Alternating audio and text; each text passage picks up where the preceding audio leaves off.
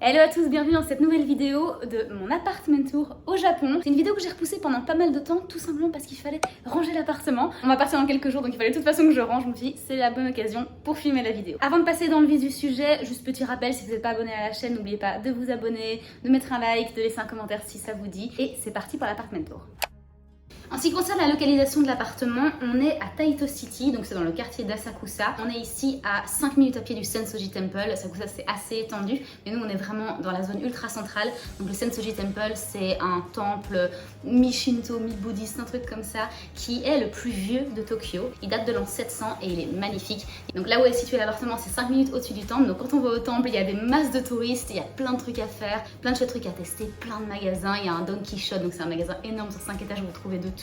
Et par contre, quand vous remontez dans notre rue, là, il n'y a plus personne, ça devient résidentiel. Donc c'est très très cool d'avoir ce mix entre un quartier ultra touristique à 5 minutes à pied et à côté de ça, notre bloc qui est vraiment très résidentiel. Donc d'abord, la première partie d'un appartement japonais, ça s'appelle un genkan. Et c'est cette partie-ci, vous voyez, qui est un petit peu plus basse que le reste de l'appartement. Et c'est l'endroit où vous pouvez garder vos chaussures. Alors que quand on monte sur le parquet, il faut enlever ses chaussures. Ensuite, on a une collection ici de pantoufles de maison. Donc en fait, là c'est les chaussures et là c'est les pantoufles de maison. Pour la vidéo, je vais pas mettre mes pantoufles parce que sinon ça va faire du bruit. Mais sinon, c'est comme ça qu'on devrait faire. À partir du genkan, on a déjà la toilette ainsi qu'une première douche. On en a une de l'autre côté, celle-ci, on l'a quasiment jamais utilisée. Tout a vraiment été refait à neuf, mais l'autre est plus grande, donc on a plutôt tendance à prendre notre douche dans l'autre salle de douche.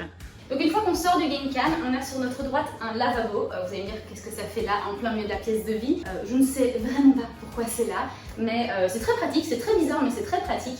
Je pense en fait que cet appartement était avant un commerce et qu'ils l'ont rénové très récemment. Vous allez voir, c'est assez moderne pour un appartement japonais, mais je pense que du coup avant en fait c'était un commerce et que probablement pendant la pandémie ou quoi, ils ont rénové l'endroit pour quand les frontières réouvriraient en faire un Airbnb, et du coup il manquait un lavabo, donc ils l'ont mis là dans la pièce de vie. Je vous dis, c'est un peu bizarre mais c'est très pratique. C'est pour ça que je pense que c'était un business avant, parce que quand on arrive directement après le genkan, il y a le comptoir où j'imagine les gens payaient leur consommation, mais je sais pas du tout ce que c'était comme commerce ici. Je pense que c'était un salon de thé, mais sans certitude. D'ailleurs il y a un Lucky Cat ici si vous le voyez, donc ça a l'air vraiment d'être un truc d'entrée. Ensuite, en ce qui concerne la cuisine, je vous montre la vue d'ici, donc elle est très chouette. Là il y a la hotte, là il y a une salle de douche avec la machine à laver. Je vous montre vite fait. Donc ici on a tout ce qui est assiette. Ce bol là on a dû l'acheter pour les ramen parce qu'il n'y avait pas de bol à ramen. Ici on a un service à thé assez sympa. Ensuite ici en dessous on a d'autres assiettes et plein de petites assiettes, parce qu'ici au Japon quand les gens mangent, je ne savais pas qu'ils faisaient ça aussi chez eux, mais apparemment ils mettent plein de petits trucs sur des petites assiettes, plein de petits différents mets sur des petites assiettes, ce qui fait une tonne de vaisselle à faire. Nous on déteste ça, mais bon voilà. Il y a bien sûr le frigo avec le congélateur, c'est uniquement le bac du dessous. On a notre réserve de flocons d'avoine parce que c'est pas pour rien qu'on vient d'Angleterre. Voilà encore la vue totale de la cuisine. Là-bas, on a notre shake de protéines, pas très japonais encore une fois, et notre Yule qui est donc une poudre nutritive qu'on mange également ici puisqu'on a réussi à la commander sur Amazon. Si on continue le tour de la cuisine, ici on a les verres avec les couverts. Alors on n'a pas de couteau dans cette cuisine, on a uniquement des couteaux de boucher pour couper tout ce qui est viande et tout. Au niveau des couverts normaux, il n'y a pas de couteau, par contre on a une sacrée collection de baguettes. Ensuite ici on a un lave-vaisselle, super pratique, tout petit d'ailleurs, je sais pas si vous arrivez à voir la taille, c'est vraiment tout petit. On s'en sert assez régulièrement et il est top, vraiment. Il a la taille d'un tiroir, super compact. Ici on a tout ce qui est attirail de thé. Ça c'est la taque de cuisson, il y a 3 taques ici. Ici, super pratique, on l'a utilisé uniquement une fois, mais c'est un grill. On n'a pas tellement d'espace de rangement, mais on a un beau plan de travail, j'adore la taque, l'évier est énorme, je l'aime beaucoup et c'était vraiment une des photos sur lesquelles j'avais craqué avant de prendre Airbnb. C'était ce mur bleu-ci, le contraste un petit peu moderne et traditionnel, parce qu'on a quand même aussi des tatamis, vous allez voir, avec des portes coulissantes très traditionnelles, et à côté de ça, donc un mur bleu, une cuisine relativement moderne, donc c'est vraiment ce qui m'a fait craquer sur cet appart. Ensuite, ici, on a des cafés Starbucks. Ce sont des cafés origami. Donc en fait, on a un percolateur mais on s'en sert pas. Et l'autre manière de faire le café ici à la maison au Japon, c'est à la manière origami. Donc en fait, je vais vous insérer un clip de quand je fais mon café. En fait, c'est un petit sachet de café que vous ouvrez et il y a des petites pattes qui vont s'accrocher autour de votre tasse. Et puis vous n'avez qu'à mettre l'eau chaude directement de votre bouilloire dans ce petit sachet qui ensuite fait couler le café dans votre verre ou dans votre tasse. Juste parce que c'est fun, j'aimerais bien en ramener à la maison également. On a aussi une petite boîte de snacks avec plein de petits produits japonais. On a des protéines bars, mais on a aussi des espèces de chips au chocolat Pokémon. Il y en a encore quelques snacks que mes beaux-parents avaient ramenés d'Italie, donc ça n'a rien à voir. Mais la plupart d'entre eux quand même sont des snacks japonais. Pour finir avec la cuisine, il y a une porte ici donc qui amène à une salle de douche. Donc voilà comment ça se présente, en rien d'exceptionnel. La machine à laver qui se remplit par le dessus. Et ici la salle de douche. La douche est franchement pas mal grande et encore une fois, tout a été rénové. Donc tout ça c'est vraiment nouveau. On dirait vraiment que personne l'a utilisé avant nous. Ils nous ont fourni également shampoing, pré-shampoing et tout ça. Tous les Airbnb ne font pas ça. Ensuite on passe à l'autre côté de la pièce. Donc ici c'est la table. Ils ont mis un bench d'un côté, 2 chaises de l'autre. Donc c'est ici qu'on travaille, qu'on mange.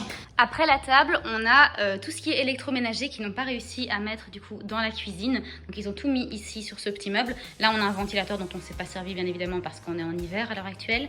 Un percolateur dont je ne me suis pas servi non plus. Une bouilloire, ça je m'en sers absolument tout le temps. Ensuite ça c'est un mini four. Le rice cooker, un indispensable de la cuisine japonaise. Ensuite le micro-ondes, tout à fait normal d'avoir ça également. Et ensuite ici j'ai mon petit attirail de thé. Donc là on a bien sûr le fouet à matcha. Ensuite à côté de ça on a mon matcha et ensuite on a du thé en vrac, c'est du hojicha, donc un thé japonais. C'est du thé vert grillé si je ne me trompe pas et c'est délicieux.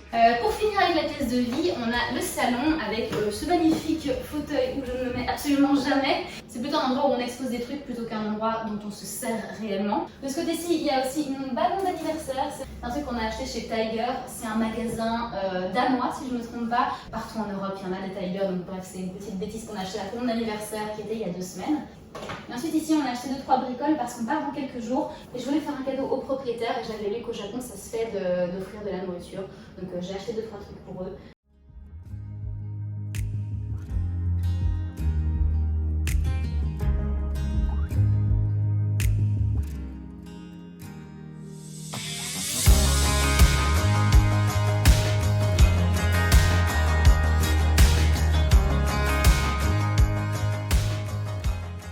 Et voilà la salle tatami où on prend notre thé le matin, posé par terre sur les 2 petits coussins que vous voyez ici. Le tatami par contre on ne peut pas non plus mettre les pantoufles. Donc au genkan ça arrête les chaussures d'extérieur, ensuite on met les pantoufles pour tout ce qui est parquet et sur le tatami c'est uniquement en chaussettes. L'appartement ici est pour 9 personnes, personnellement je trouve que c'est un petit peu petit pour 9 personnes. Et en fait si vous voyez là il y a des espaces de rangement et dedans il y a des futons, je vais vous montrer. Donc ici on a, oh là c'est lourd, on a des futons, ensuite on a des essuie-douches, bien sûr des draps de lit, des housses de couette, des thés d'oreiller.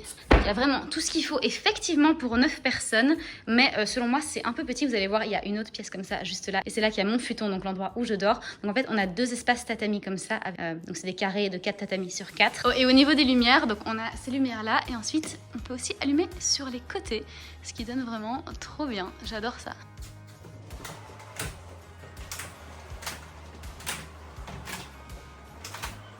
Et voilà nos 2 futons mis par terre du coup, on dort par terre depuis 2 mois. Personnellement c'est pas mon kiff, j'ai très hâte de rentrer à Londres dans mon matelas bien mou et bien haut parce que franchement dormir au sol c'est pas le top pour moi. Et d'ailleurs aussi bien mon copain que moi on dépasse un petit peu au niveau des futons, donc il a ses pieds qui dépassent complètement. Ensuite ici on a 2 placards, donc on a un de ce côté là et un de ce côté là.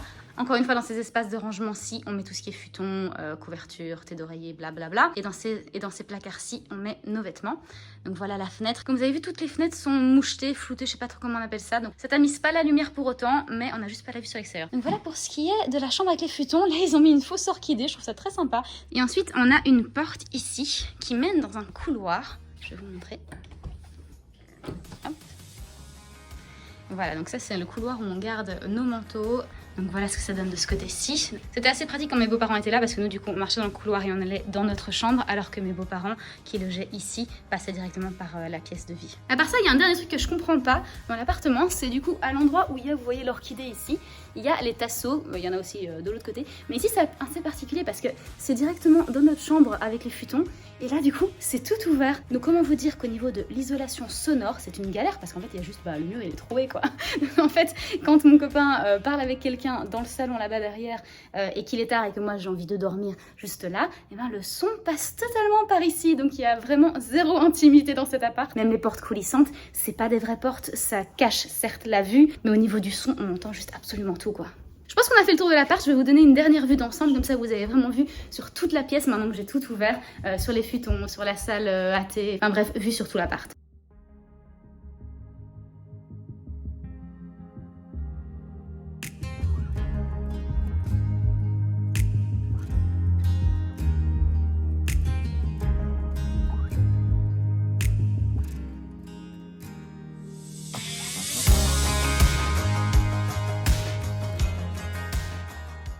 Voilà, c'est la fin de cette vidéo, j'espère que ça vous aura plu. Je suis très contente de vous avoir montré l'appartement, ça me fera aussi des chouettes souvenirs. En tout cas, on s'est vraiment trouvé très bien dans cet Airbnb. Je vous dis, la localisation est top, vous avez vu, l'appart est top. Le seul bémol, c'est vraiment l'insonorisation, mais à part ça, on était vraiment très bien. Si vous envisagez de venir au Japon et que vous souhaitez booker cet Airbnb, n'hésitez pas à me contacter en DM sur Insta et je vous donnerai le lien direct de l'Airbnb. Et comme ça, vous pouvez voir s'il est disponible pour la période à laquelle vous venez. En attendant, on se revoit dans la prochaine vidéo et bientôt, ça va être du coup le retour en Angleterre et à Londres. J'espère que vous continuerez à suivre mes aventures là-bas. En tout cas, si c'est le cas, n'oubliez pas de vous abonner à la chaîne et on se revoit très bientôt.